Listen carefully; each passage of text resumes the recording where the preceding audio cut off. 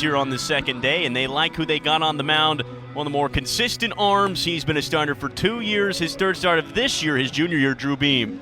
With the experience on the mound, the Volunteers are excited about Drew Beam today. He's going to stay in the low 90s. He has a slider, a curveball, and a nasty changeup. He also has a quarterback mentality, which means that he is a true leader for this team. He's going to take on a Falcons team again, coming off a night last night in which they only got one hit. It was a home run, and they've been getting a lot of home runs this year, so this is a potent offensive team, but just not last night. No, Tennessee's pitcher A.J. Causey and then Loy came in to close, both of them doing really well at shutting out the Falcons offense. Well, it's another day for the Falcons and for DJ Newman, who got that start Friday night. Team's leading hitter in average in the leadoff spot, Friday night starter, two-way superstar for this Falcons team. We'll try to rewrite the script of this weekend so far for Bowling Green. That's the beautiful thing about baseball. It's a new day here in this three-game series. Beautiful day in Knoxville for it. Drew Beam gets us started, hums in the fastball at 94, ready to go. We'll get the first look at Newman, who's in the DH spot. Newman not really having the offensive production yesterday that he normally has, leading the team in batting average, but didn't have a great day yesterday against Causey. And Newman's got that average at 379, 2 home runs, 7 RBIs to start the year. His Beam just barely missed on the fastball. That was definitely a close one. I think a little too close not to swing at, but Newman's still in the at-bat. 1-2 for Beam. Newman, good contact onto one into right center. On the move is Tears, and he won't catch up to it. Fireworks early. DJ Newman leaves the yard. Newman here to prove a point today. After not a lot of production yesterday, he said, I'm ready to come out swinging, starting the game off with a solo shot. Hot start here for the Falcons. First AB on this Saturday. DJ Newman has his third home run. That's the two-way superstar. Really good start on the mound. Lost track of that start. And now today, showing his bat with the solo shot to start us off. Here's Sam Seidel. That's a long shot out to left. And it back to Robin Villeneuve. All the way back to the wall to make the play. Falcons coming out aggressive today, really swinging the bat hard. Now batting the center fielder, number 8, Nathan Archer. Hit just one hit all of yesterday. Plenty of time to think that through before coming into another chance 24 hours.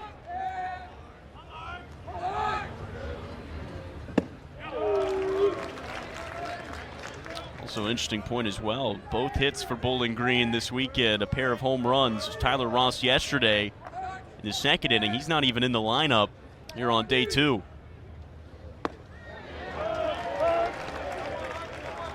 I'm sure Bowling Green last night went in and watched a lot of film, watched their at-bats, see what they could do better.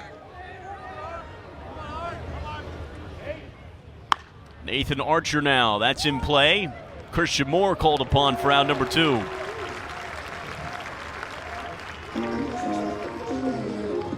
Tennessee's defense was solid behind A.J. Causey last night. Saw a wonderful play in right field from Kavaris Tears to steal a hit away.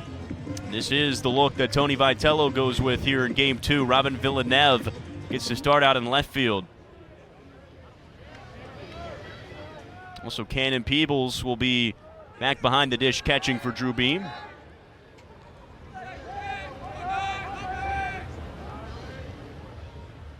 Here's Leighton Banjoff. First pitch, pops one high. Playable in the infield as Blake Burke right on the line has it. Out number 3. DJ Newman leads us off with a bang. A solo shot. Tony Vitello does not change much. Difference again, Cannon Peebles in the lineup for him as that offensive catcher, and then also Dalton Bargo will get the shot at the DH spot. in Nick Good's last outing against Memphis. He was pounding the bottom of the zone, wasn't getting the call. He had to elevate the ball to get the strikes, which caused him to get hit. He's looking to come in today and have a better outing, try to reclaim some confidence. Not sure if this is the offense that you're going to be able to do much of that against, though.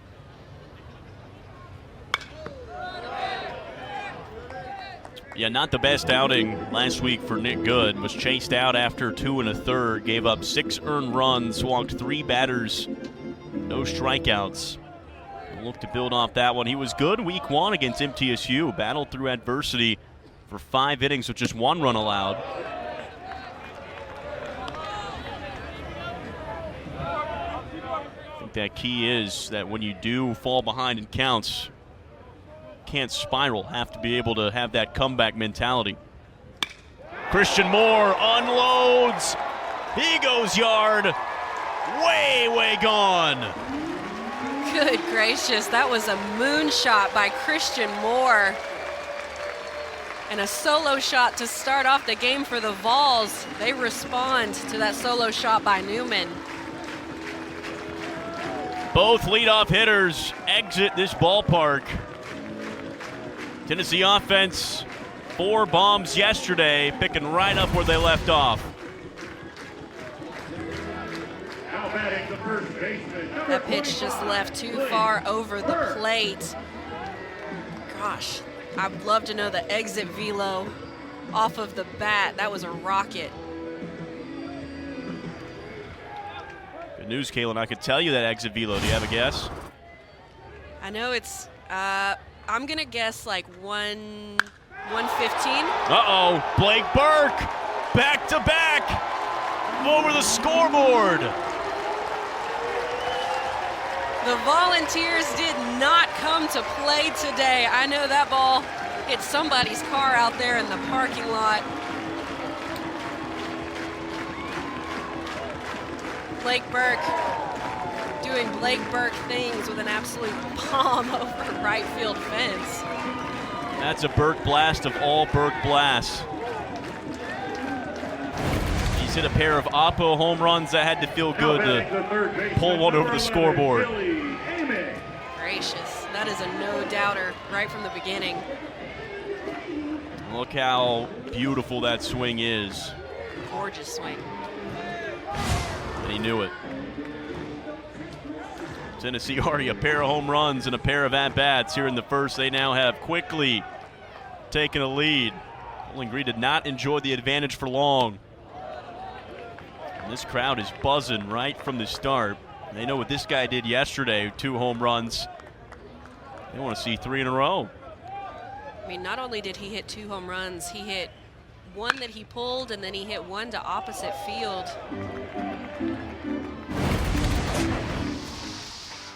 Yeah, versatility as the hitter, able to go right down the line over the porches and then 1 to right center.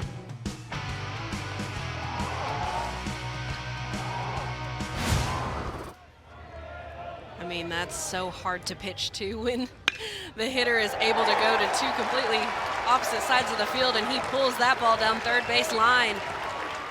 That's a fair ball and a stand-up double for Billy Barrels. Tennessee raking here in the first.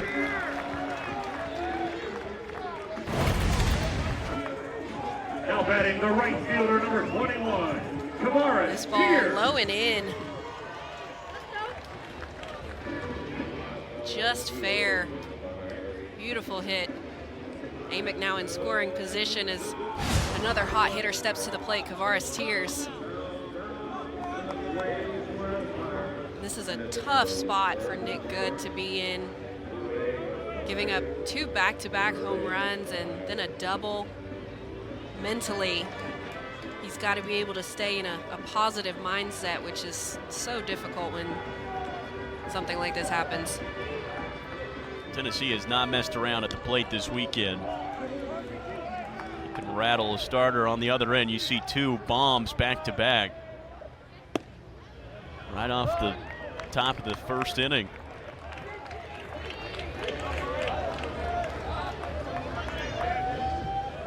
It'll be Kavaris Tears with a runner in scoring position.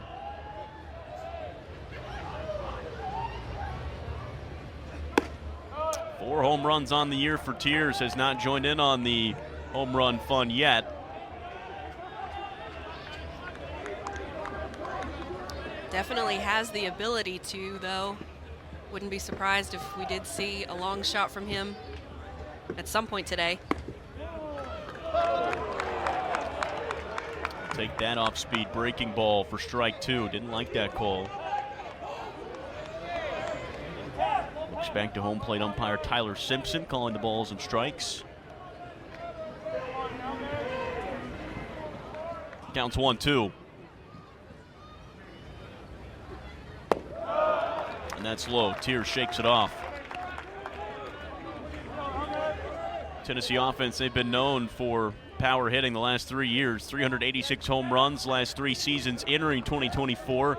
More than the previous decade combined. 100 plus their last 2 seasons. They're well on their way again. Tears goes chasing for one. Dancing around the turf, throw down. Play is made as McKenzie almost lost it.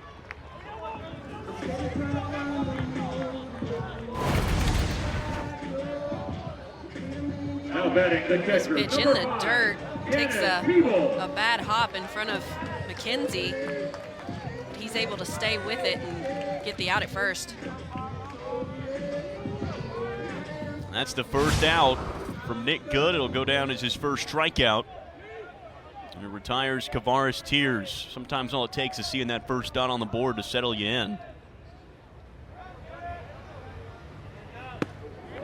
We'll go to work now with Cannon Peebles. His first appearance here in this weekend series, starting at catcher. Another Division I transfer Tennessee was able to snag out of the portal. Fantastic freshman year at NC State.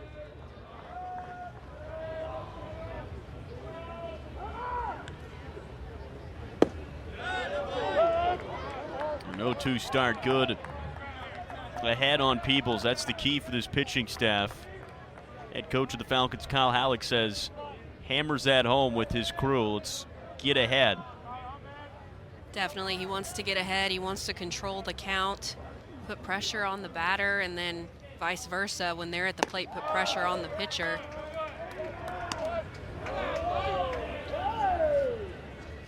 Falcons 5.88 team ERA, third in the MAC conference last season. They returned some key arms. Nick Good was a fixture in the bullpen, but now elevating his role to a starting spot. That time had Peebles all out in front of the off-speed. Back-to-back Ks for Nick Good. Good starting to settle in now.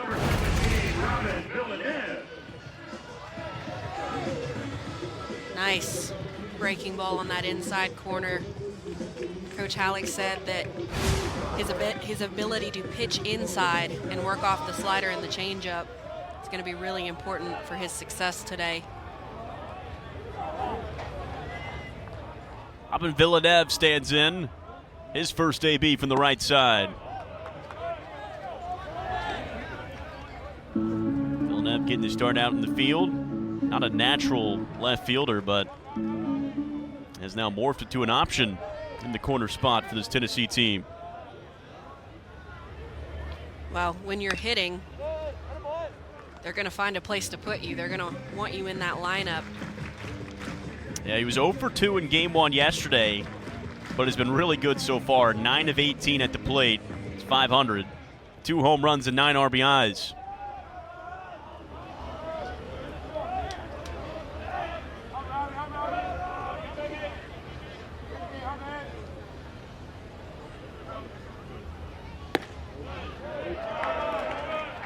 Good just misses there. Ball 2. Amick still at second. 3 straight extra base hits to start this home half of the first. Back-to-back home runs from Christian Moore and Blake Burke have springboarded Tennessee out in front. We saw a few 2-out rallies yesterday from the Volunteers. This lineup not afraid of the 2-out approach.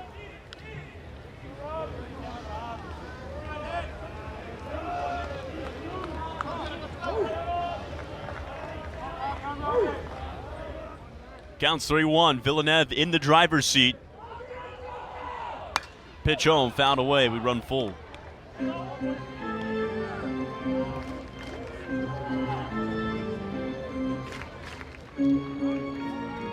Tennessee's offense expected to really be the driving force of this team. They have so much depth. A lot of new pieces to work with. 41 runs last weekend in the sweep over Albany. Again, a run rule victory yesterday. 11 runs in 8 innings of work. No signs of slowing down. It was nice that the Volunteers were able to get ahead like they were. Coach Vitello said he was able to get some experience with some of his younger guys, some guys who maybe don't get as much playing time. 3-2, Villeneuve fouls it off again.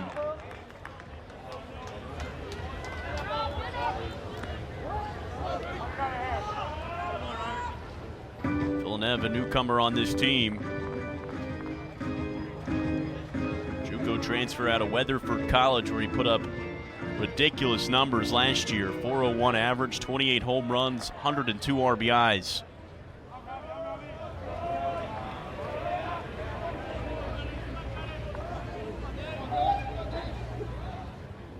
Three-two again. Nick Good gets Villeneuve swinging. That's 3 straight strikeouts to end the inning, but it started off fair in the running for college baseball's most prestigious award as that ball runs foul.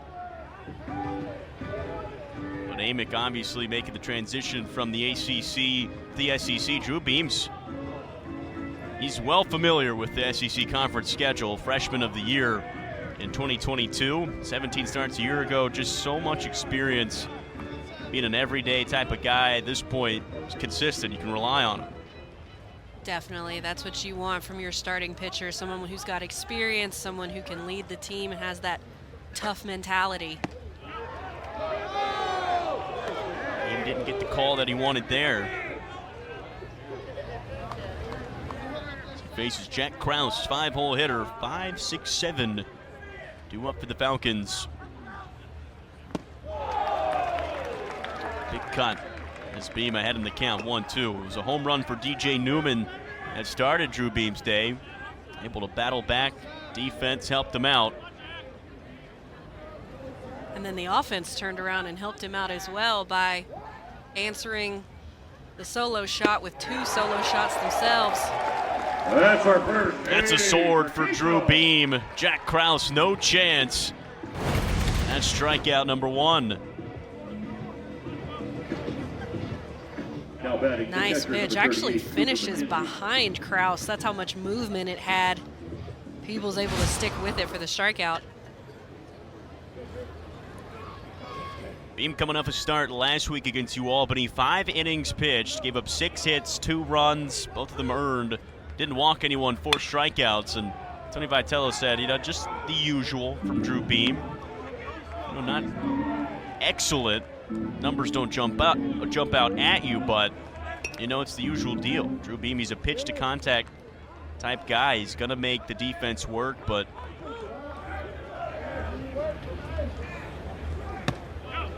well, that consistency is important. What you see is what you get, and you want to know exactly, majority of the time, what you're going to get from your pitcher. You want to know their tendencies and all of those things moving forward. So as a defense, you know how to back them up.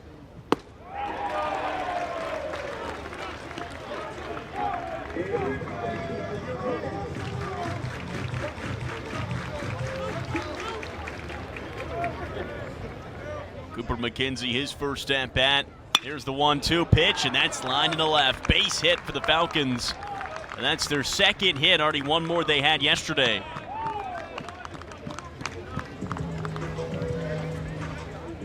Now batting the right fielder, number 40, Caden Parker.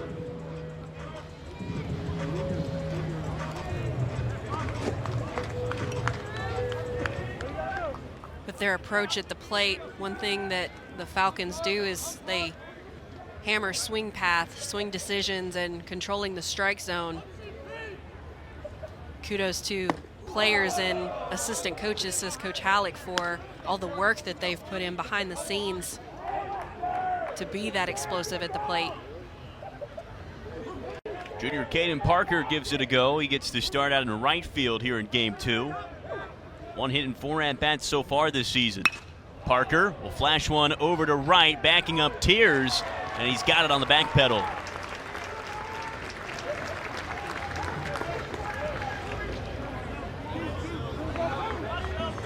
Drew Beam, 17 starts the season ago, 9 wins, 4 losses. He's really the one guy that you feel like this Tennessee pitching staff has that has solidified himself truly as a starter. That's something Tony Vitello has said. With A.J. Russell still being out with soreness. Started the first 2 Friday nights, did not go obviously yesterday. It was A.J. Causey, and then again Sunday has been TBD first 2 weekends, but you still have this guy who you trust in, you know what you're going to get, and they want him to anchor these Saturdays. That's right, and Coach Vitello said that the other pitchers just need to be prepared to back him up in any way that they can.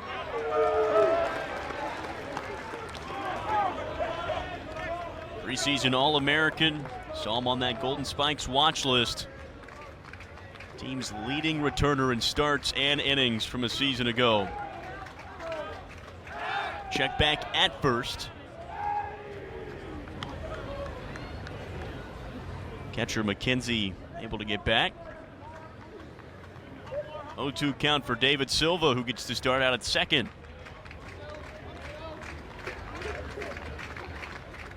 0-2, off speed, rolls over to Amick at third, takes his time. A good throw for out number 3. So Beam holds the Falcons scoreless, top of the second. Volunteers by a run. Both of those games, and like you said, just a few different things happen, and Bowling Green could have won a couple more games. It was a really good Friday night last week against Memphis. They won that one 9-1. DJ Newman was really good on the mound. And then this time last week for Bowling Green was one of the more wild games across the country. Actually got down 10-0 early to Memphis, came all the way back to take a lead. Ended up losing in the final frame. As Dalton Bargo puts one in the air. Nathan Archer on the run for out number 1.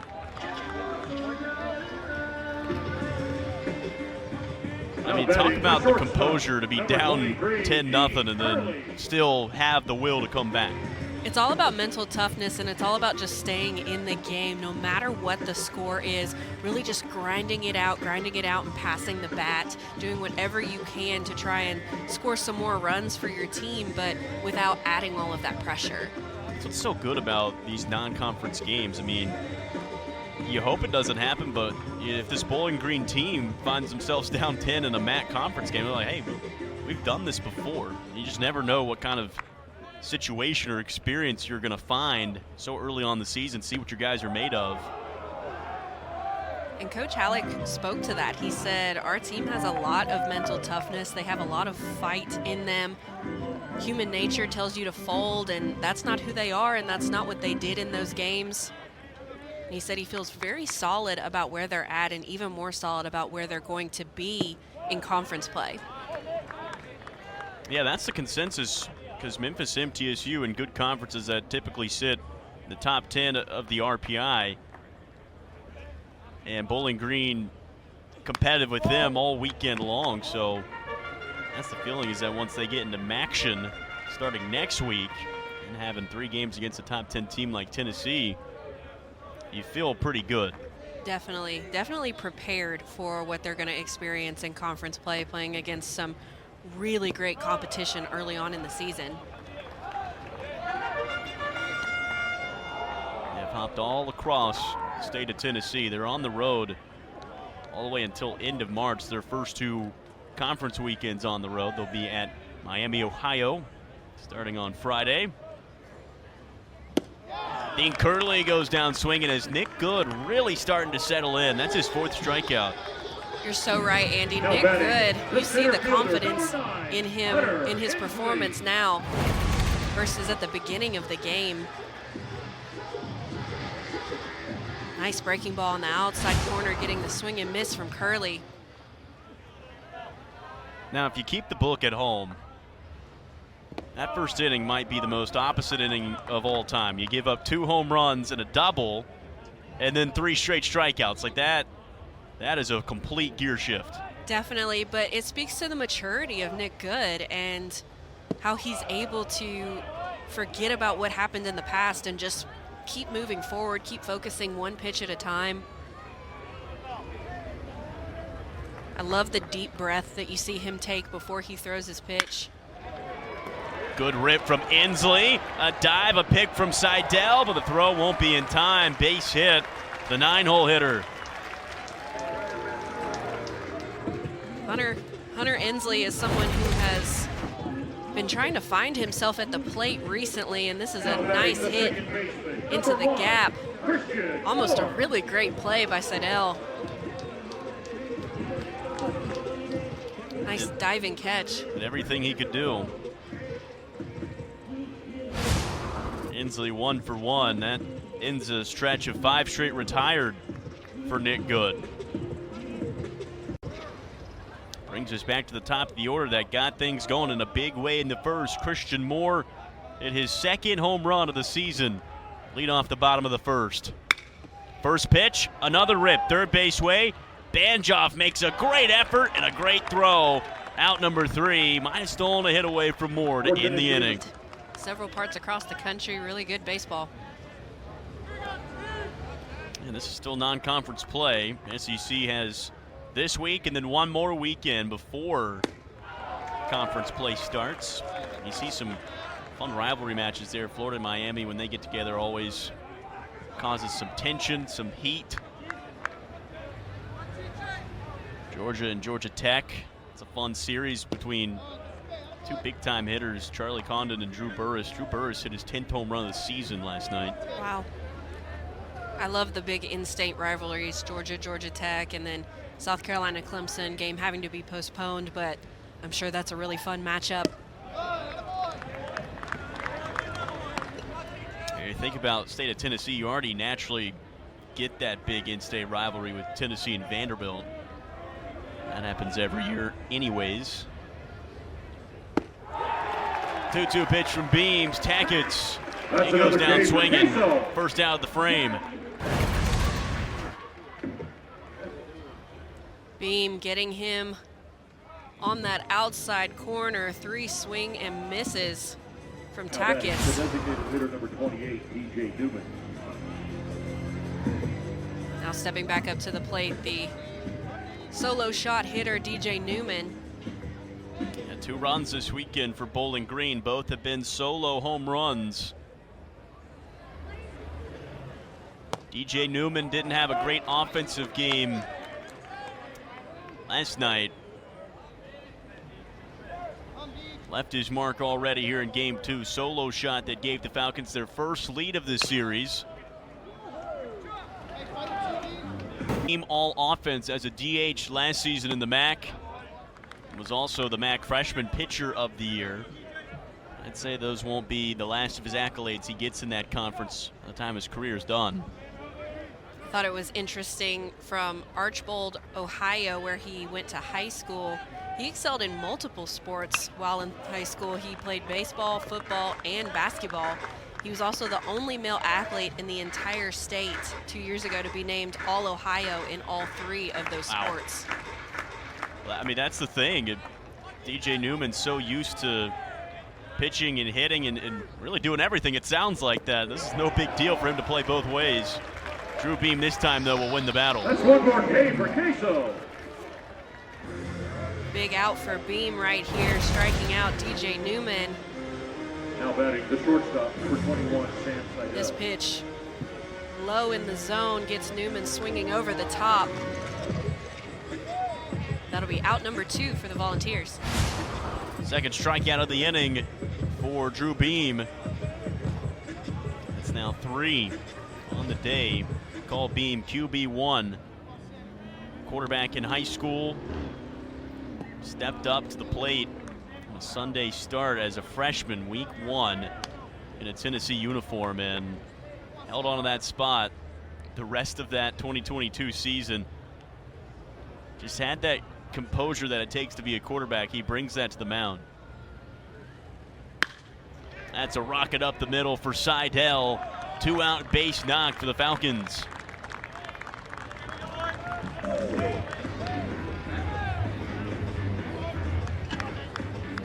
day where so many people are pigeonholed into playing just Now one batting, sport and center committing fielder, everything that number they have to 18, just one Archer. sport. I think it's so important that kids get the opportunity to play multiple sports before they get to college. There's so many different things that they learn, different athletic moves and abilities, different roles.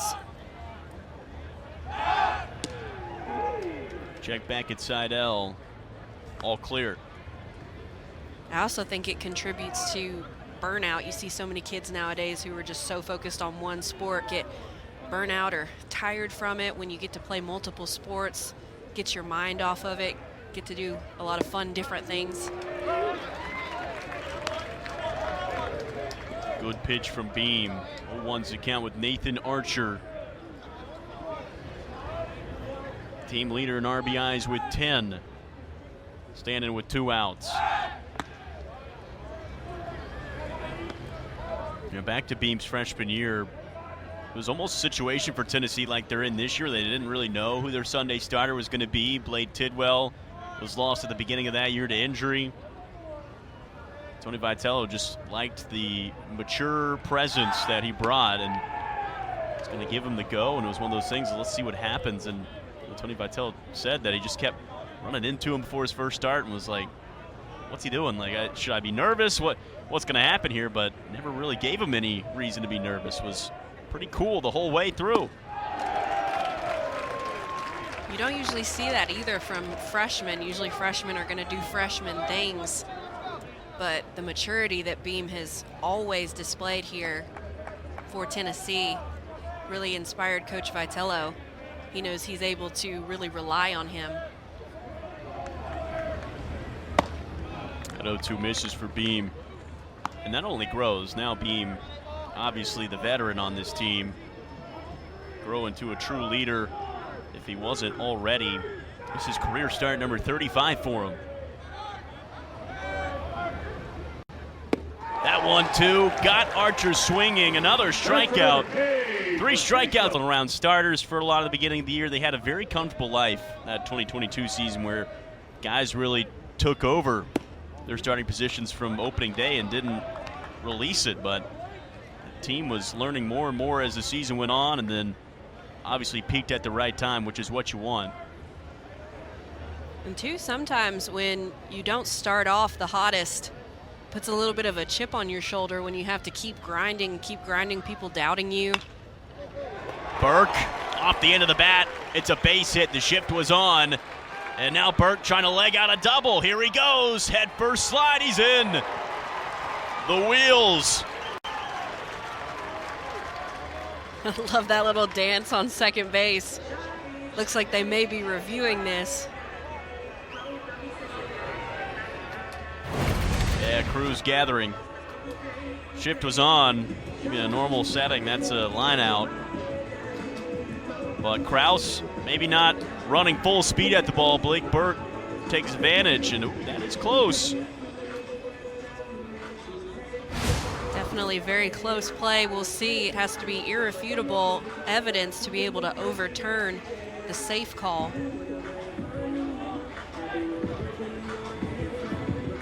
Would be the second extra base hit for Blake Burke today. All on the field is safe. Let's take another peek. And a couple of close reviews yesterday. So this crew is certainly putting the work in. Difficult to tell if he gets his hand underneath the glove. It's maybe the clearest look we got there.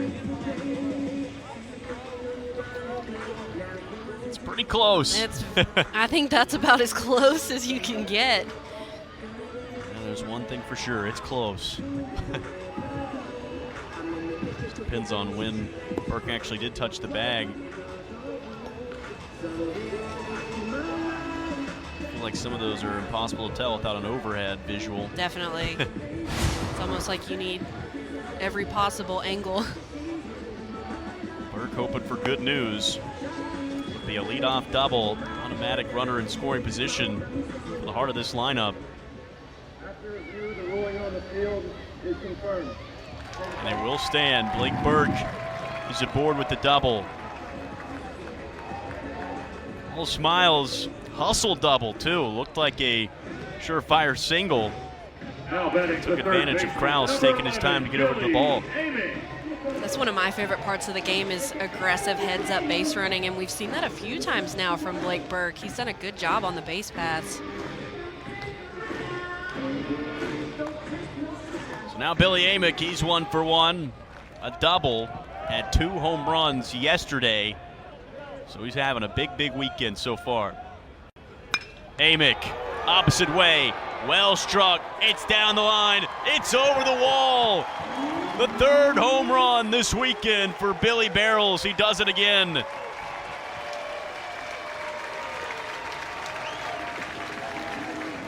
Billy Amick so dangerous at the plate for Tennessee. 3rd home run on the weekend, putting the Vols ahead now by 2 more runs.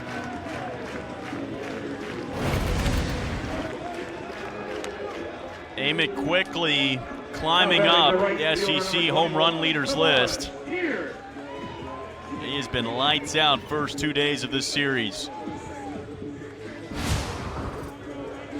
Post-game last night, he was asked, how are you able to hit the ball so far, so many times? And he said, we just go out there and we have fun. There was no I. He kept talking about the team and the team at bats. He said, we just have so much fun playing together, and it bleeds into everybody. Look out. Forrest Tears nearly hit by the pitch.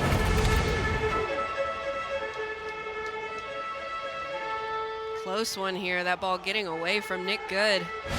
Almost hitting Tears in the helmet.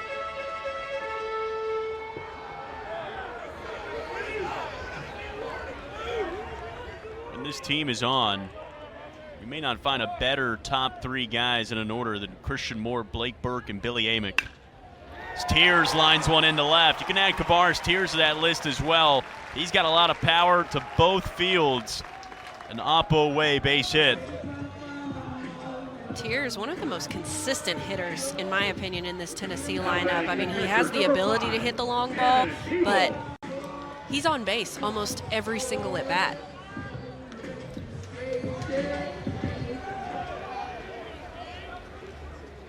Tears is 1 for 2. This top of the Tennessee order, they are dominant here on this Saturday. You can't ask really much for a better start to this series for Tennessee's offense. 4 home runs in game 1, already 3 here this afternoon.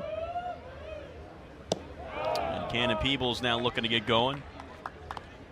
Not the best start offensively for him in a Tennessee uniform.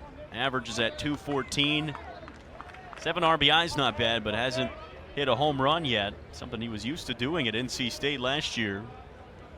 Hit it 12 times.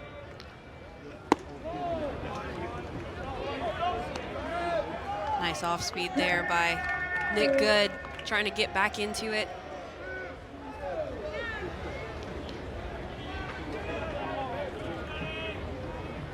In previous games, we had seen Tennessee really winning by having one big inning. One big inning where they, continuously hit past the bat, scored some runs. But in the last 2 games, yesterday and today, they've been really consistent in every single inning. We've seen offensive production consistently from this team.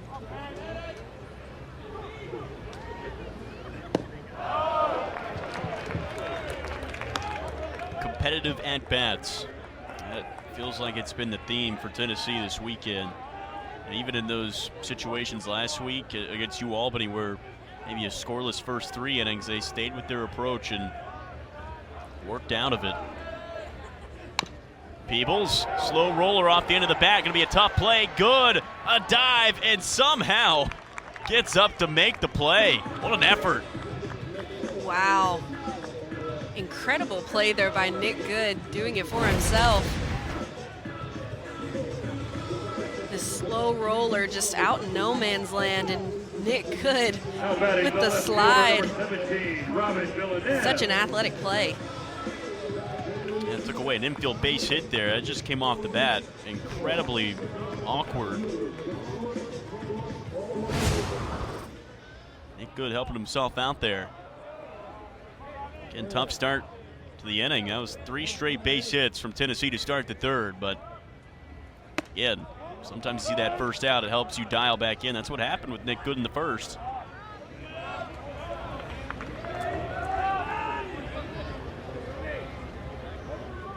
Here's Robin Villeneuve. 0 for 1.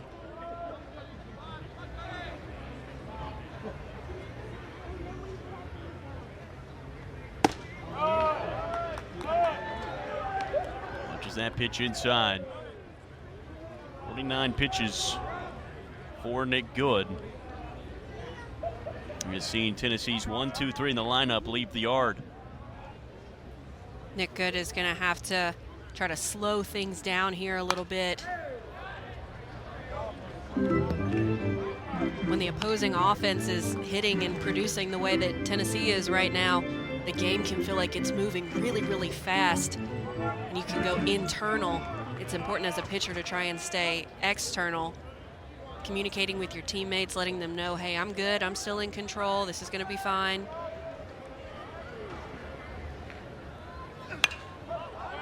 RBI chance here for Villeneuve.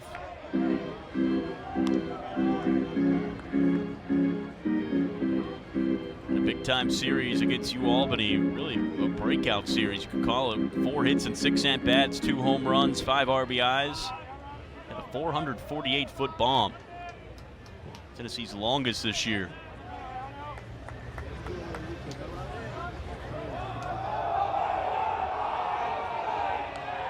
Steps off.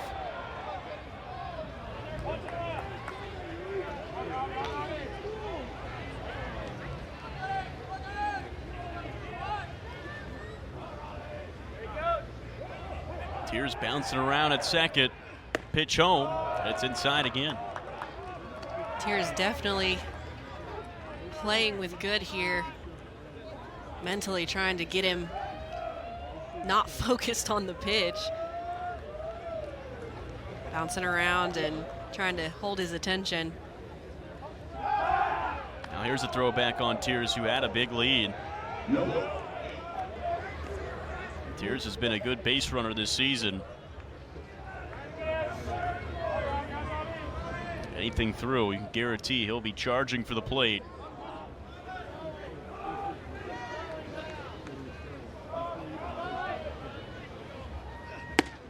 Two, Good gets Villeneuve swinging for the second time. That's back-to-back outs as Nick Good trying to fight back after a tough start of this frame. Now batting the designated hitter, number Pitch 16, Dalton breaking Fargo. down on the outside corner. Villeneuve, he knows right away. Probably wasn't the pitch that he should have swung at. Villeneuve is 0 for 2. So now Dalton Bargo tasked with dealing with the runner in scoring position. 2 outs. Bargo 0 for 1 with the flyout. It's been one of the hotter hitters for Tennessee in the last week. Was not in the lineup last night, but did make a pinch hit appearance and put a good ride on one out to right field. Coach Vitello said that if you would have asked him back in January and February who was swinging it best, he would have said Dalton Bargo. Said he looked really, really good in the preseason. And he's one of those players that even when he doesn't get the start, he just keeps grinding. You never see him with an attitude or pouting because he's not getting in the game right away. He just patiently waits for his opportunity and then takes it when it's given to him. I mean, you feel like not riding him into the lineup has to be painful for Tony Vitello. I mean, he's another one of those guys like Billy Amick that Tennessee had to play against last year, and it really hurt them having to watch them in another uniform because they did damage. Dalton Bargo, a home run, went 4 for 10 in that series between Tennessee and Missouri last year. It's a problem, but it's a good problem to have when you have such depth in your lineup. Don't really know who's going to be in it every single day. It changes and shifts depending on the matchup.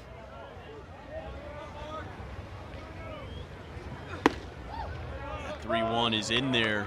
Strike two, Nick Good trying to have an almost identical first inning.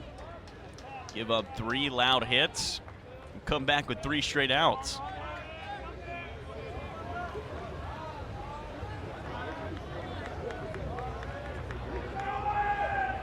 Here's the full count. Bargo lunges at one. That's down the left field line, and it's carrying, but it's foul. We saw Bargo hit an opposite way home run last week against UAlbany. It was one of those that just kept carrying. A lot like that ball. It looked just like a normal fly ball. Not a lot of wind today, and it just kept moving. So many hitters in this lineup who have the potential to go yard, hit the long ball. As a pitcher, you have to be really careful and really try to stick to your plan. 3-2 off speed. Nick Good got him. Back-to-back punch outs. King, that's a very talented bunch over in Wake Forest, but that's just the day and age right now in college athletics is the transfer portal, and if you're not utilizing it, you're falling behind, right? Definitely. Tennessee did a great job this offseason. Again, one of the best transfer classes in the nation, 6 Division I transfers, and we've seen all 6 of them make a huge impact right from the start. Transfer portal has definitely changed the game so many different ways. You're able to bring in talent from guys that you lost, you know, guys that you play against in the regular season who maybe gave you a hard time, like Billy Amick. Banjoff caught looking. Drew Beam looking good. That's 5 strikeouts.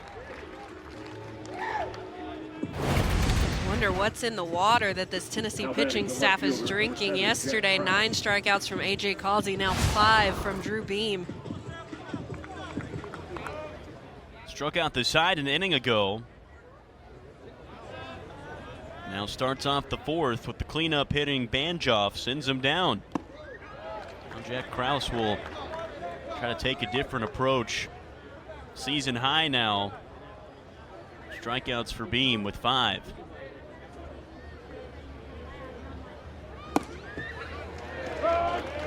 Feels like he's really hitting his spots too. That's the one thing about Beam is he doesn't walk a lot of batters. He stays pretty consistent and knows the zone pretty well. You can tell he's got great command of the zone today. Also really good control over his breaking pitches and his off-speed pitches. It's making him so effective right now. Krause struck out in the 2nd. He was the first victim for Drew Beam. Check out that off speed. Got him frozen.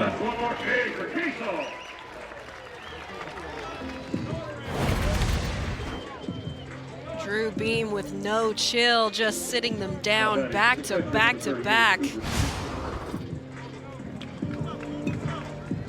I'm Jack Krause. I might be a bit frustrated at that one. Well, in his defense, as a pitcher, I can say that when you are so good at commanding the zone early on in the game, you're able to expand. And that's what's happened here with Drew Beam. He's been able to get ahead in counts, and now he's able to expand the zone and get those pitches that maybe might not be on the corner, but they're close enough. Didn't get that one. 2-0 start with Cooper McKenzie. Got a single off Beam back in the 2nd. That time Beam's in the zone.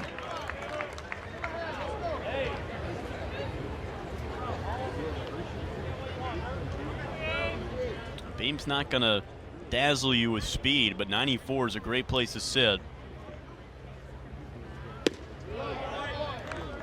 And again, I mean, you can see why that Beam is right up there in terms of a potential first rounder. Low walk rate, ability to hit those spots. Speed is nice, but I think movement is what really sets pitchers apart. Can you make the ball move? Do you have good spin? Hitters can catch up to speed, but if you can make the ball move, that's special.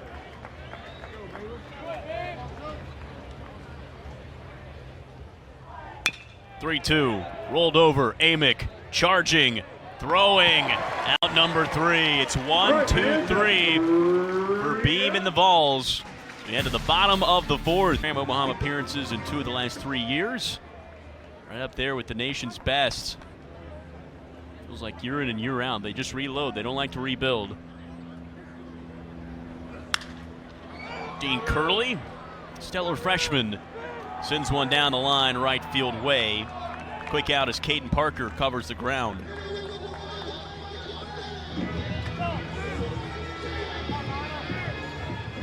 Now batting the center fielder, number 9, Hunter Inslee. Been a good start for this Tennessee offense. 4 runs on 3 home runs. 7 hits. Hunter Inslee had a base hit back in the 2nd, so he's 1 for 1. This Tennessee offense has been explosive so far this weekend. Really coming out strong, hitting a lot of home runs, but then also a lot of just base hits, passing the bat, some situational hitting that we saw yesterday made a big difference.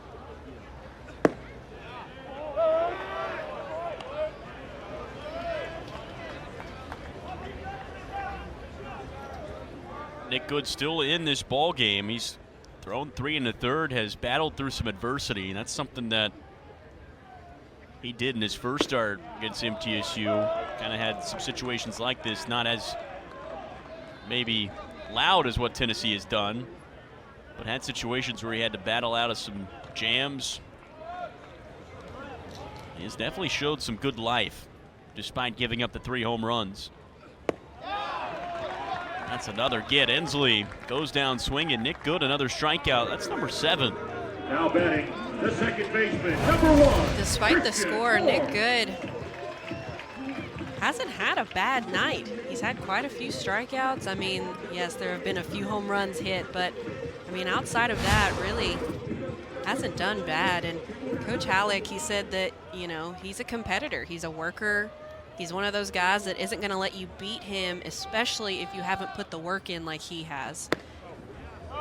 Yeah, this could go down as one of the more weirder pitching lines of the year just because he's looked really good and has 7 strikeouts, but the top 3 guys in the order have made him pay. Definitely. But I'm impressed by his composure, how he's really just done a good job of staying in the game. Even after those home runs and big hits, he really hasn't let it defeat him. He's just stayed super composed and poised. Yeah, things could have gone a whole nother direction after back-to-back home runs to start. Christian Moore led off the bottom of the 1st, his 2nd home run of the year. Those top 3 guys in the lineup, Moore, Burke, and Amick, they're combined 5 for 6, 3 home runs and 2 doubles. Off speed, Moore, right field side. It's going to get foul, but it was well hit. Might have been another home run if it was hit in between the lines.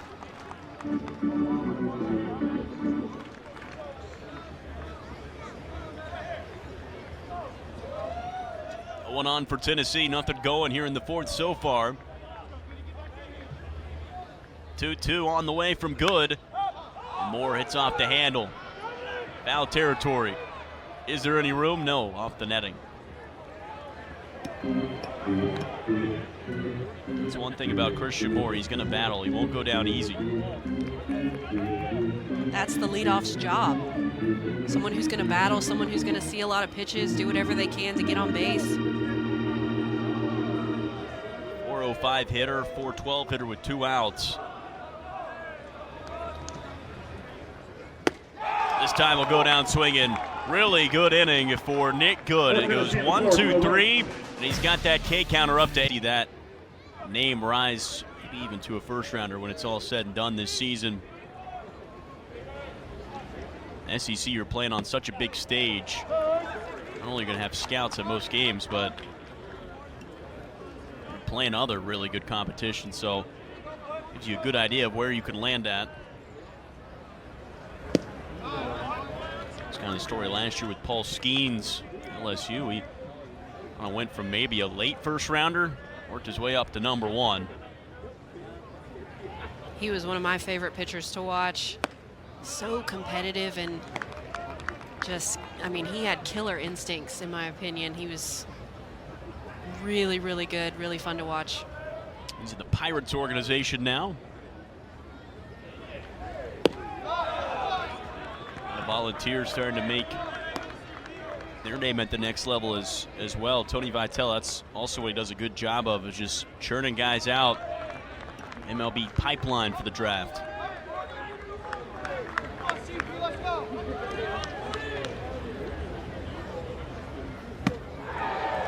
Good 3-2 fastball, counts full with Caden Parker. Lead off this inning. There's Tony Vitale there. 35 players to the draft since 2018 when he stepped in here to this program. AJ Causey was asked last night, why Tennessee? Why did you choose Tennessee? And he said, this is the place that I knew I was going to be most developed. And that's what I wanted. I wanted development. I wanted to get better. He said this coaching staff was going to be able to do that for me. And I think that's 100% true with Frank Anderson, Tony Vitello, and other coaches on the staff. A lot of players just getting better and better every single year. That 3-2 just misses, and Caden Parker will take the trot to first. That's the first batter Drew Beam has walked all season. Now batting the second baseman, number 4, David Silva. Pitch just a little outside, maybe a ball off the plate. That's a tough one to lay off for Parker, but a good eye. Silva stands back in for the Falcons. One on. Takes a good cut and a high fly ball down the right field line. Tiers might have misjudged it at first, but it's a foul ball, so we won't have any room for it. I like the hustle by Tiers, though. He ran all the way to the wall. We're getting to that part of the evening here where the sun sets, the lights are on, but it's still somewhat sunny out. It's where the balls can get lost in the haze. Golden hour. That's right. At least there's not too much sun left on the field. Sometimes you get those weird streaks, shadows. F cut from Silva. He sure did go around. Beam in the driver's seat. I love that pitch from Beam. On the inside of the hands. So competitive. Definitely gets Silva going all the way around. Beam back to first. Good look.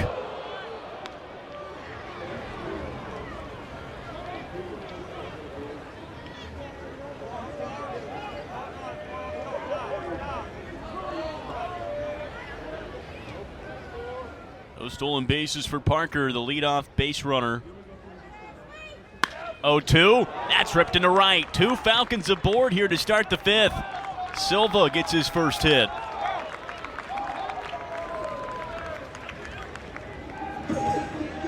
Great job by Silva staying in that at bat.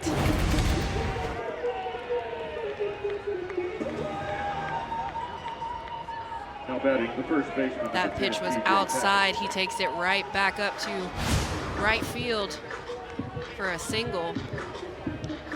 Now 2 runners on for the Falcons. Yeah, big situation here. TJ Tackett with the neon bat. In the 9-hole, you got 2 on, no outs. A situation where you could see him lay one down. He'll go swinging. Amick has it. This could be 2. There it is, the double play.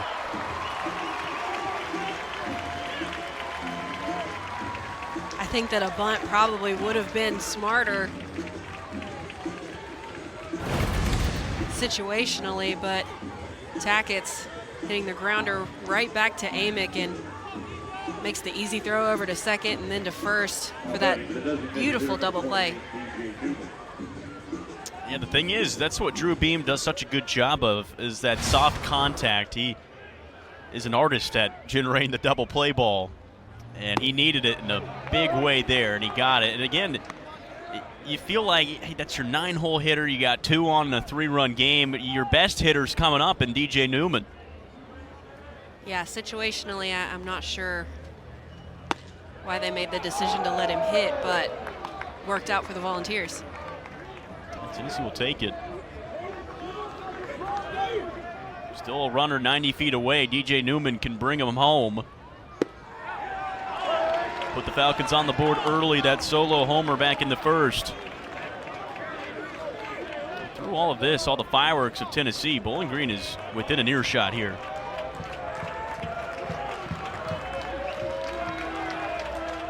One-two pitch for Beam. Got him swinging. Drew Beam pumped up. He gets out of the jam. Those home runs, not bad either. 8 strikeouts, that didn't hurt himself with any of the walks. Nick Good definitely didn't have a bad outing. Beside those home runs, he did good. And, I mean, definitely not the outing that he probably wanted to have. I'm sure he would have liked to have kept those home runs in the park, but can't be too upset with his performance against this caliber of a lineup.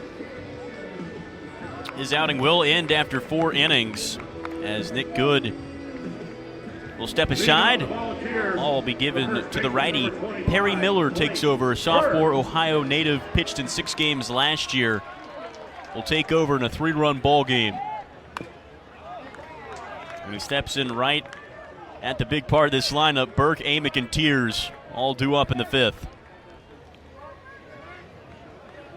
That's a tough place to come into as a pitcher, having to face the heart of this lineup.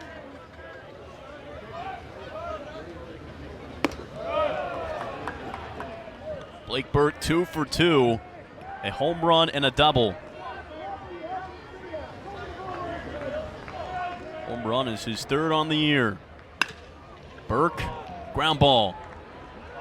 That'll be out number 1. Play made. Silva. It's the first time Burke will go down.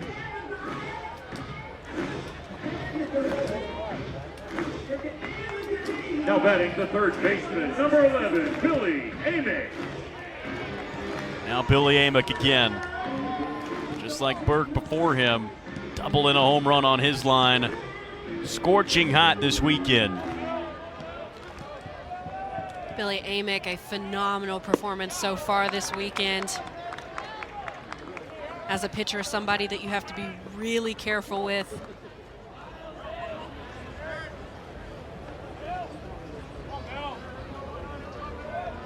All-American last season at Clemson, had 13 home runs. He continues a big-time outing. That's a rip single. Billy Amick too hot to handle right now. Now batting the right fielder, number 21, Tavares here. Gets on top of that ball, but puts a good swing on it. Hard line drive in the 5-6 hole. Yeah, his box score looks great. 3 for 3, 2 extra base hits, and a single. Now Kavares Tears, he's 1 for 2. If you're Bowling Green, what do you do when you have a hitter like Billy Amick playing as well as he is? Like, how do you even approach him the next time? You just have to continue to stick with the plan that you had going into it, and if he beats you with your best pitch, then all you can do is tip your cap to him. Try to beat him another way the next time. It just feels like that Bowling Green has had no answers for Amick. Amick playing at the top of his game. Tears take strike 2 as Perry Miller trying to settle in. This bullpen still coming along. Kyle Halleck in his 4th season says they're really a few dangerous arms away from being extremely competitive. That's a good get there. As Perry Miller sits down, the dangerous Kavares Tears. Huge out for Miller, especially with Amick on first. Now batting the catcher, number 5. Nice breaking ball down and in. I love the celebration from McKenzie. Pulled the string on that strike 3 pitch. 2 down here in the 5th. Cannon Peebles. That ball skips away. Amick to second.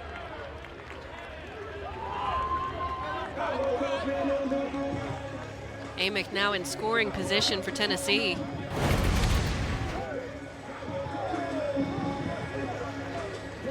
Ball just off the edge of the glove of McKenzie. And that caught a bit of home plate umpire Tyler Simpson as well.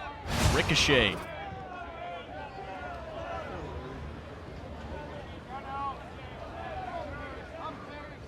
RBI chance for Peebles.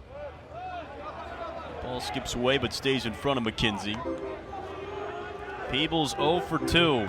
An average at 207 again. Trying to get things going from an offensive end.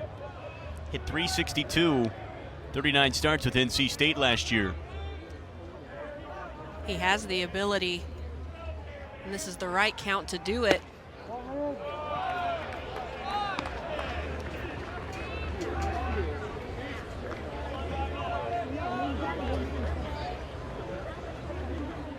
Rio count here. Peebles might not take the bat off his shoulder.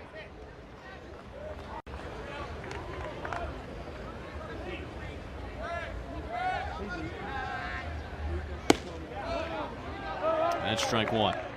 Now Peebles is ready. Hitters count here 3-1.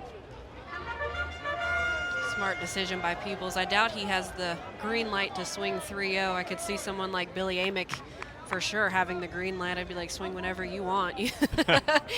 But Peebles being smart here, waiting on his pitch. And there it is, right into the gap. It's going to score Amick, RBI number 8 for Peebles. And he's got a 2-out double.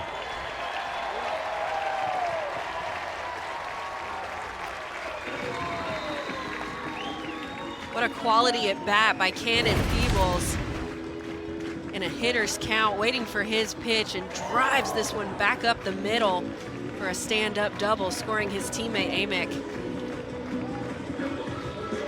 The portal is smiling at that play. Number 17, Robin Villeneuve. One transfer from the ACC to the next. Tennessee happy that they're both in volunteer orange. Lead has been extended. It's still life now in the 5th. Robin Villeneuve back in. 0 for 2, pair of strikeouts. But now Villeneuve gets a first look at Perry Miller. Villeneuve, like Peebles, also has the potential to do something big here. Look out as Villeneuve hit by a pitch. He got hit last night. Sometimes players are just ball magnets. Villeneuve experiencing that this weekend. This pitch gets him right in the shoulder. Dalton Fargo. Just a bittersweet moment, right? Definitely. I mean, you wear that Evo shield, and when it hits you right above the Evo shield, you're like, well, dang. Didn't mean no. There's always a chance, especially knowing that this Bowling Green team was able to come back from a 10-run deficit and take a lead. They have that fight in them, not easy to put down. So Tennessee, it's going to be important that they score some more runs for insurance, try to, get that gap going. That's what Tennessee did last night on a run rule victory in the 8th.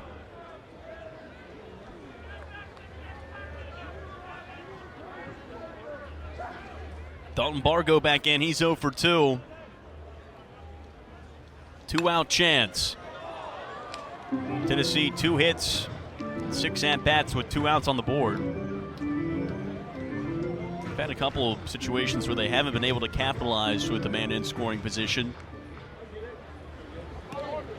Peebles changed that a bit with his RBI double.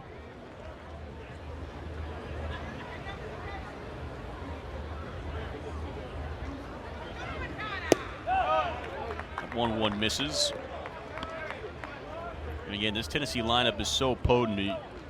You're talking to your guy Perry Miller, you say, hey, you can't afford one ill-advised pitch, and this thing's wide open. It's like I've spoke to previously, as a pitcher against this caliber of a lineup, you have to stick with your plan. You've got to be able to hit your spots. One missed pitch and it's game over. Bargo .316 average in the early going, has 1 home run and 4 RBIs.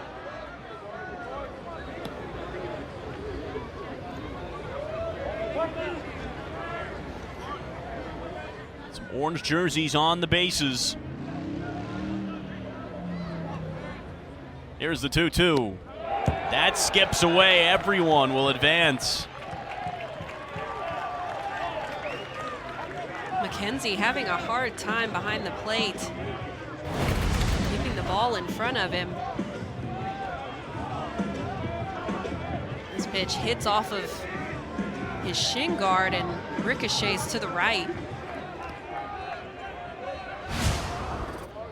Spot has now become bigger for Dalton Bargo. Can really break things loose. Counts 3-2. And that's ball 4. The bases are juiced. Close pitch, but nice job by Bargo sticking with his plan. Now the base is loaded for Hunter Inslee. Number 23, Dean Curley.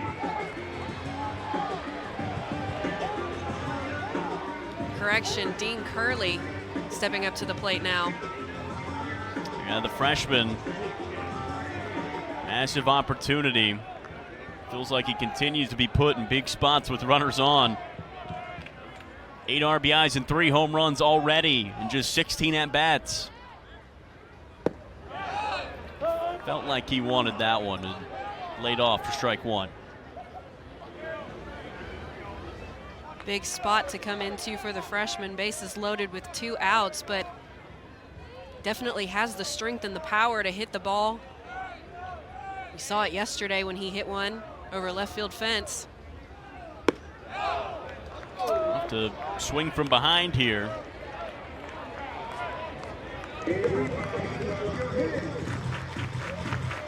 Certainly has proved that if he can find the barrel, that thing's going to go.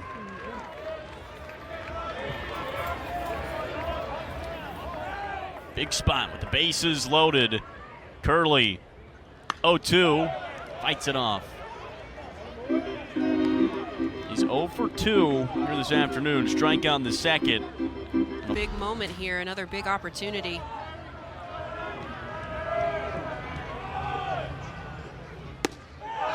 Curley looks at strike 3, and Perry Miller escapes the bases loaded jam. Really nice Saturday. The fans have packed out this place. Lindsey Nelson Stadium looks brand new, almost completely different down the left field line. Renovations is part of a whole mission to create even bigger atmosphere here in Knoxville. Renovations looking great. I love to see that after a team experiences some success, getting to add on to their stadium, bring some new and exciting things for the fans. Those permanent seats down the third base line. You got a little table, some chair section over there in the corner. Sam Seidel causing some groans from the home patrons as he leads off the 6th with a base hit.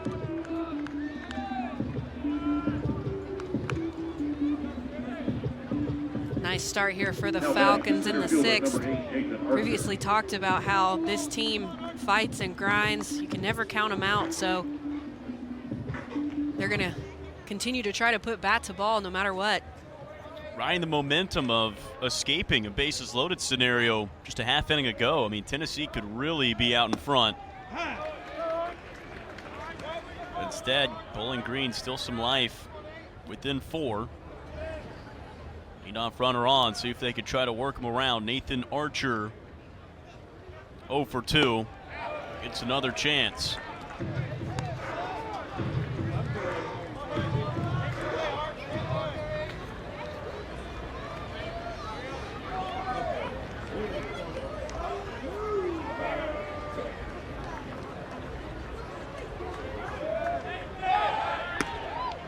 Fire back to first.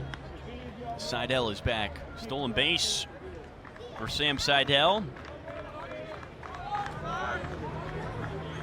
Led the team last season with 16 stolen bases, so he's got a lot of ability to snatch second here.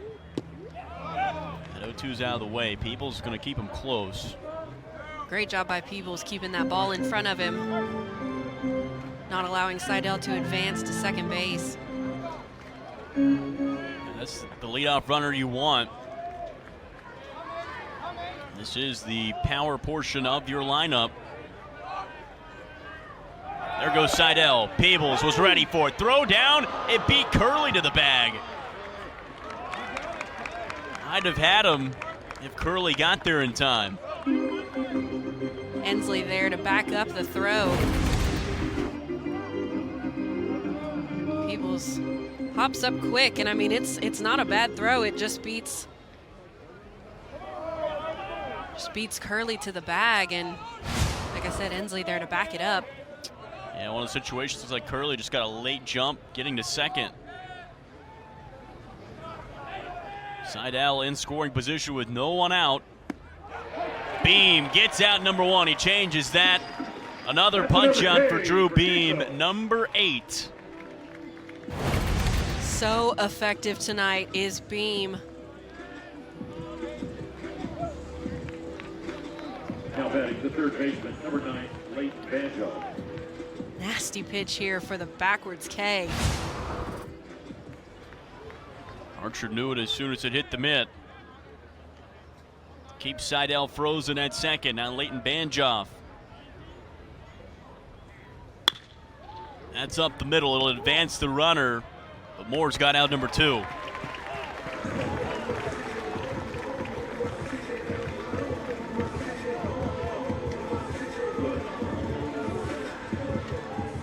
Beam generates the ground ball.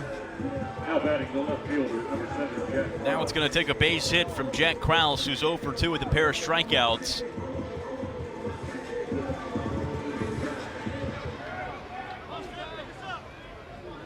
Banjoff and Krause are 2 fifth-year seniors for the Falcons.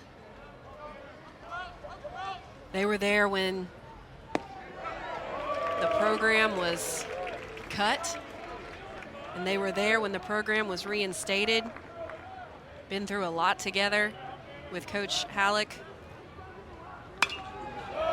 And he's really happy for them and really proud of how their 5th year has been going.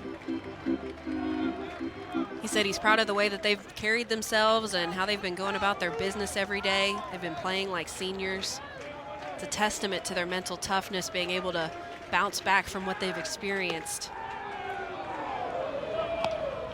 Yeah, talk about a range of feelings. Being there when the program is cut and now trying to guide Kyle Halleck era. Year 1 to now. 1-2, Drew Beam sits down Krause. 9 punch outs.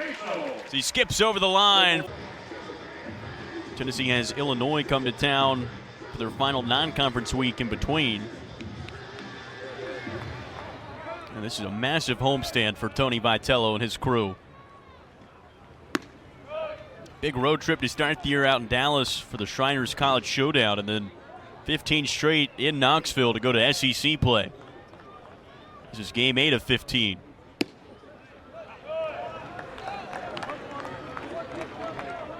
They're riding a good stretch right now. 8 wins consecutively.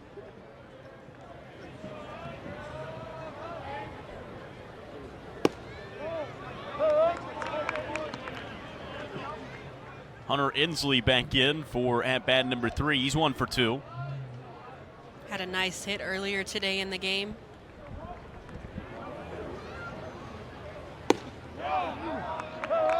And 2-1 splashes into the mid. Fastball at 90. Jacob Turner into the game, the righty.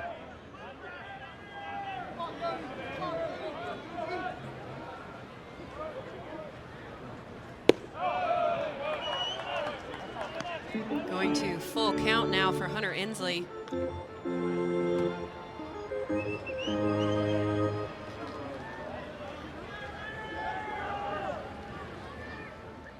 pitch home. Inslee struck it well. Out to left, hanging around, and Kraus has it. Good hit by Inslee, just not enough behind it. Number 1, Christian Moore. Kraus makes the easy catch for out number 1, and Christian Moore will step to the plate. Again, it's been the top of the lineup for Tennessee. It's gotten it done. Moore, home run back in the first. He is 1 for 3.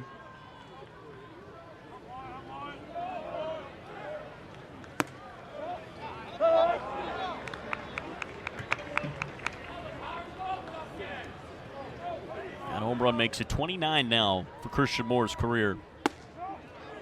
Thought about that one, laid off at strike 2.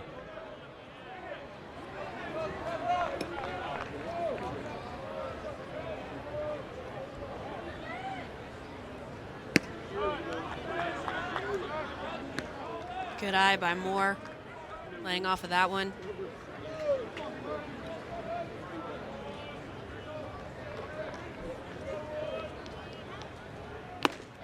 One, two, Moore can't catch the fastball.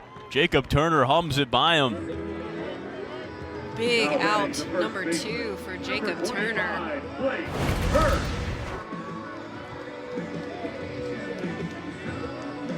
Nice fastball on the outside corner, gets Moore swinging. Hey, credit Bowling Green's bullpen. Both Miller and now Turner combined for an inning of 2/3 without an earned run.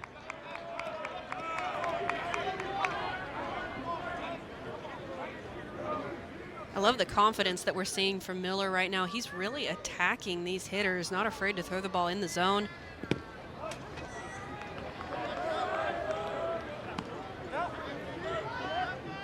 With 2 outs, though, Blake Burke has been dangerous. 2 for 3.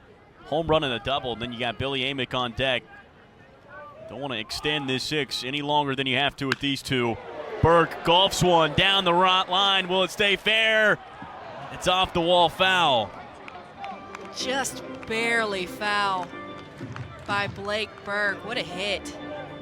I don't know how he lifted that one.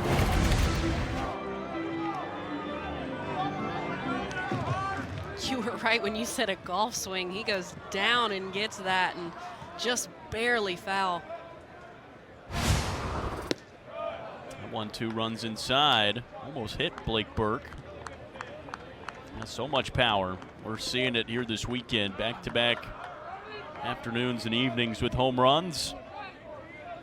He's up to 33 home runs for his Tennessee career. Look out right into his own dugout. Took the ricochet off the dugout bar. Burke chasing that home run record of 40, currently held by Luke Lipsius. Yeah, and funny enough, Luke Lipsius was everyday first baseman before Burke and really did a good job of bringing him along his freshman year. Maybe he would have laid off a bit if he knew he was going to break his record. I'm sure that he's all for it. I'm sure that he's so proud of Burke and wants to see him successful. Records are meant to be broken. Burke, he might add one to it. Oh my goodness. Way far gone. That may be the furthest home run ball I have ever seen hit. Blake Burke does it again. Absolutely crushes this ball. Second home run for Blake Burke here today. And it went a long, long way. A long, long, long way. I don't know if this ball is even landed yet. Now batting the third baseman. Absolute no doubter off the bat.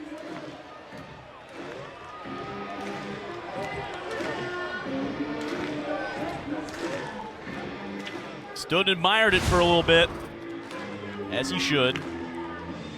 And this is now developing into the new Billy Amick tradition when he comes up to the plate. Gets the claps going. Also worth noting that a checkerboard overall individual picked up that home run ball in the parking lot as he was walking around the bases. So that gives you an idea of how far that ball went. Gracious. Not surprised.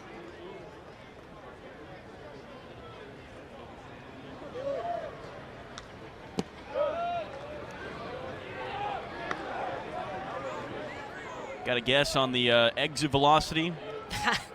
I'm going to go 116. Oh, a little too high. Aw, dang. Close, though, 113. Okay.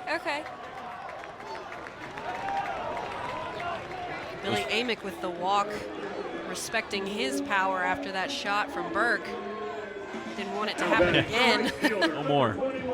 Another 4 home run night for this Tennessee group. 25 on the year, 8 on the series. Already 8.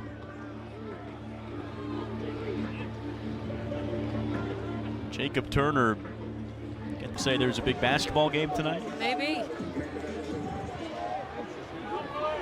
Sure, that gets the Tennessee fans super excited. Good baseball, then good basketball. Tears rolls one over. Silva lost it, and Tears is safe.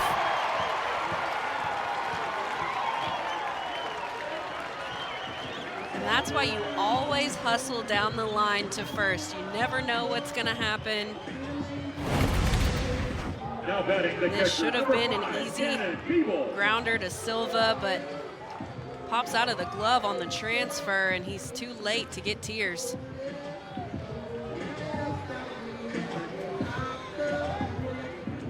Hard to make mistakes in this ballpark against this offense and expect a good result at the end of it. 2 aboard with 2 outs. Cannon Peebles had a 2-out RBI just an inning ago.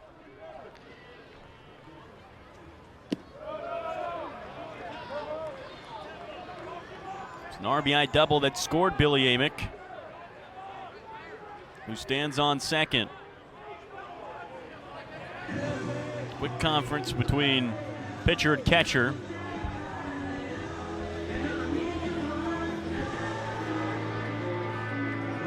Jacob Turner has thrown 23 pitches here in this inning of work.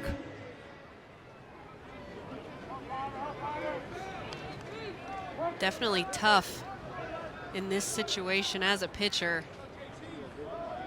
Feeling the stress of everything that's going on. Feeling all the pressure in the world after that Blake Burke home run, then the Billy Amick walk, then the error to put on Tears.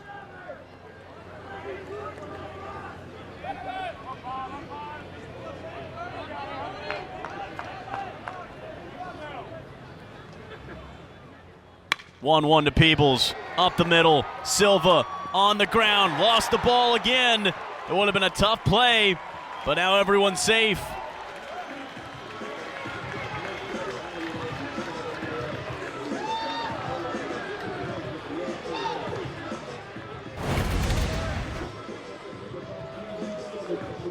Great hit by Peebles. Silva tries to get there, but can't make the throw. Good hustle, but again, loses it on the transfer. Yeah, that one's going to go down as a single. Would have been a real tough throw anyways. Definitely. So Peebles aboard his second hit. He's 2 for 4. And again, for a second straight inning, Tennessee has the bases loaded. They did not capitalize back in the 5th, but again here with 2 outs, a chance. It won't be Robin Villeneuve. Instead, it's going to be Dylan Dreiling. Dreiling did not get the start. Started game 1 out in left field. He'll stand in now in Robin Villeneuve's spot, who finishes his night 0 for 2. First pitch to Dreiling. Shoots one towards left center. It's going to drop in. 2 will score. Dreiling delivers. It doesn't always have to be pretty to get things rolling.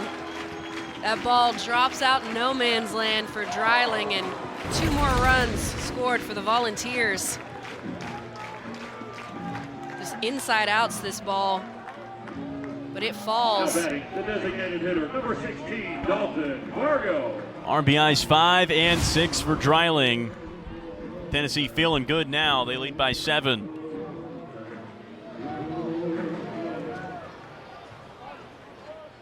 Here's Dalton Bargo. 0 for 2, but did walk back in the 5th, an inning ago.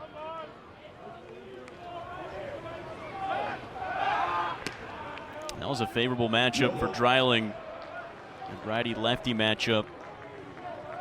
I know Coach Vitello has to be happy with Dreiling in that pinch hitter role. He came out and did his job. That's what Dreiling did such a good job of last year as a freshman, just coming in when called upon. Bargo loses the bat for a second. A little slick. Little mid-AB spray.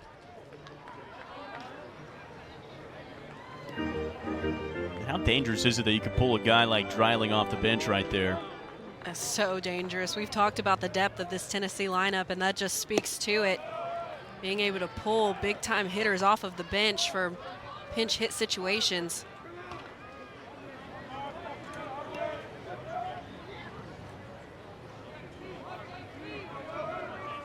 Still 2 on with 2 down.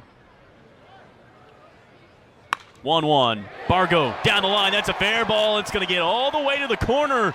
Dreiling with speed. Will he round third? He will. Already 1 home. There's 2. Big time double rip from Dalton Bargo. Do a job, Dalton Bargo. He couldn't have hit that ball in a more perfect spot to score multiple runs for the Volunteers. Pulls this pitch down the right field line, goes all the way to the corner, and he's in for a stand-up double. Tennessee loves a good Dalton out of the transfer portal. Bargo sneaks it right into the corner. Tennessee by 9. And the crew gets together. They're going to look to see if this was fair. Interesting. Very interesting. As the crew gathers. Incredible offensive production from the Volunteers this weekend. Home run city, home run central for Blake Burke and Billy Amick. Yeah, 3 home runs for both of them on this weekend in 2 games. They have 6 of the team's 8. That's a stat right there. And not fun for an opposing pitcher, but Peyton Wilson's going to do his best. 10 starts for the Falcons last season. Senior, a veteran. 7.62 ERA, 44 strikeouts last year in 52 innings. Falcons looking for some experience to get them out of this inning with 2 outs, but Tennessee has had a rally. Yeah, again, all this production has happened with 2 outs. 5 runs in the inning, all with 2 outs on the board. Started with that Blake Burke home run. I mean, I'm sure it was very inspiring for his teammates after seeing that absolute missile. They wanted to keep it rolling. It's contagious, right? Definitely. Dean Curley looking for his first hit. He's 0 for 3. They're going to call a balk on Peyton Wilson.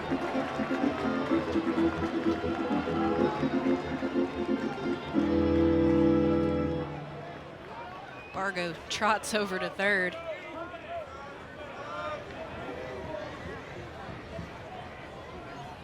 Still will take a base hit from Curley to bring him home. Doesn't change the scenario too much.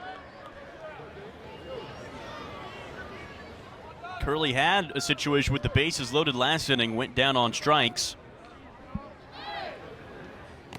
Look how that one runs in. Curley took a hit to the helmet on Sunday. That kept him out of the midweek game, and now he takes a hit here in the 6th. At least this one wasn't to the helmet, but I'm sure still didn't feel very good. Looks like maybe top of the shoulder. Yep, right above the Evo shield. Curley will occupy first. Runners on the corners now. Tennessee has batted around now in the 6th. Hunter Ensley will stand in for his second at-bat of the inning. He was the first out. Now that's something when you bat all the way around in one inning. That ball skips away. Here comes Bargo to the plate.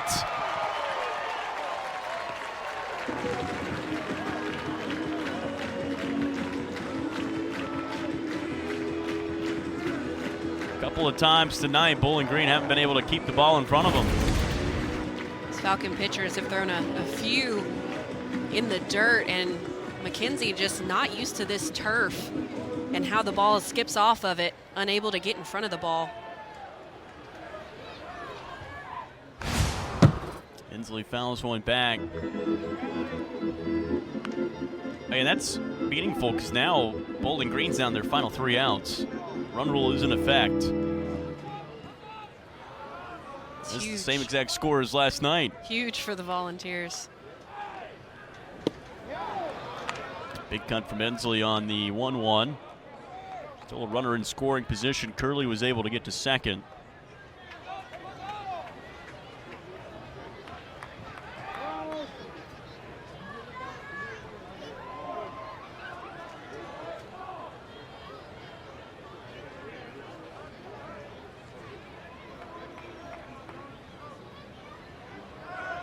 There goes Curley. He gets all the way to third. No opposition.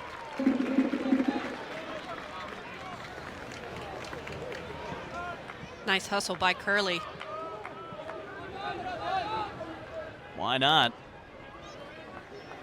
Bowling Green focused on Inslee here. 2-2. Inslee chopper. That's off the bag, and it's fair. It hit the base. Curley scores. Inslee's got a double. How about that?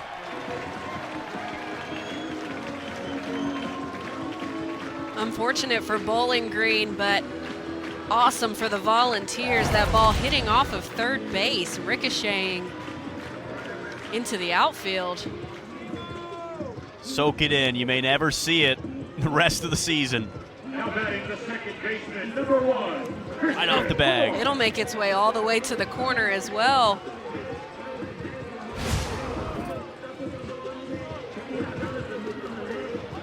Tennessee just tacking on the insurance runs. That's the best part about hitting a ground ball off the bag. You just never know where it's going to bounce. Rip from Moore. This one back and caught from Kraus. Felt like a million miles an hour off the bat. What an inning for Tennessee. They cap it off. Turns it over to the righty Aaron Combs, redshirt junior, a big part of the Volunteer bullpen last year in their Omaha run.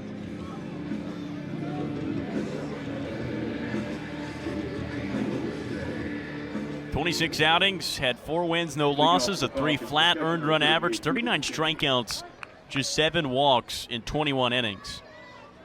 It's a nice strikeout to walk ratio. The Vols only need 3 outs here. I feel like a lot of the spotlight is this pitching staff's been lost, and obviously who the starters going to be, the exciting new pickups from the portal, and Snead can throw 101, and then A.J. Causey doing what he's doing, and obviously that deserves a lot of attention, but a guy like Aaron Combs kind of flying under the radar, and he's very competitive out of the pen. Seeing a lot of depth on both sides for the Vols. Obviously offensively being able to pull big hitters off of the bench, but then pitching being able to reach into the bullpen and see some really effective efficiency here. It's 93 from Combs on the fastball. Tennessee's going to need everyone for the staff. A.J. Russell still filling out the soreness. Chris Stamos exited on Tuesday with an injury. Good start for Combs. One batter faced. That's a punch out.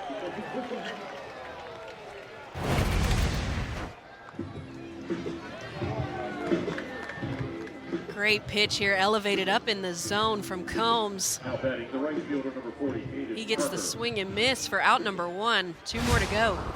I mean, if you're a Tennessee fan, you have to love what Drew Beam gave you, obviously for multiple reasons. But yeah, his first 2 outings weren't bad, but they weren't electric as today was.